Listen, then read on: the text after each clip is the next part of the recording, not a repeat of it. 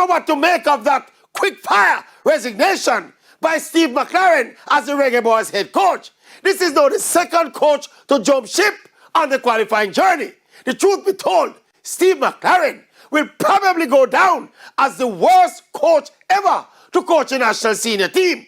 He will certainly be the coach who failed to qualify Jamaica, the highly favored team in what was the weakest and easiest group also in the history of World Cup qualifying.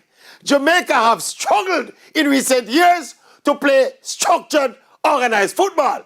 But McClaren, he took that horrible level even further. And again, this is a team that is filled with big-name professional players.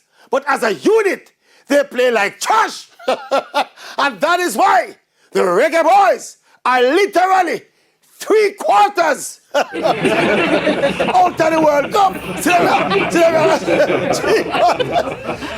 out of the World Cup.